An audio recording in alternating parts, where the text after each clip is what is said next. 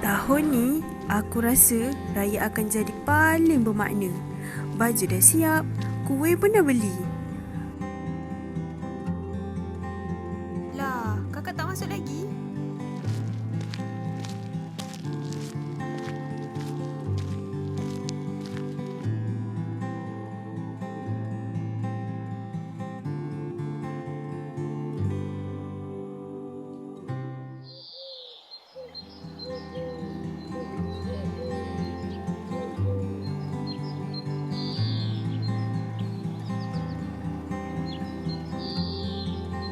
Aku dah bayangkan betapa seronoknya raya kami di kampung. Dapat berkumpul dengan saudara mara, dapat ketawa, dapat merasa nikmatnya bersama.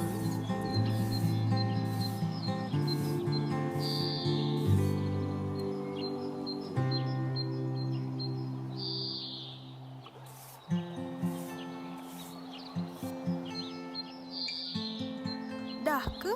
Dah.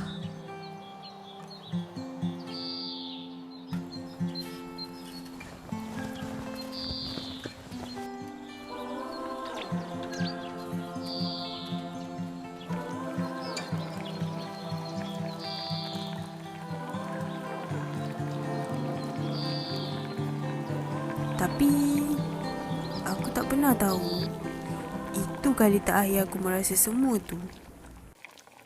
Kakak, dah kita makan ubat pula. Okey. Dah, jom kakak. Kakak. Kakak tak masuk lagi? Kakak!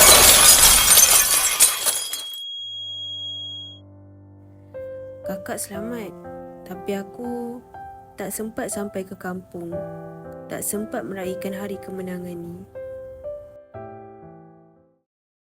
Jannah, awak lupa ni. Saya kan Dr. Nurul. Saya bukan Jannah. Tipu kan? Awak sebenarnya Jannah kan? Kakak rindu Jannah. Rindu sangat. Kenapa Jannah selamatkan aku? Kenapa? Aku yang patut mati, bukan Jannah. Kenapa engkau yang pergi Jannah? Kenapa bukan aku?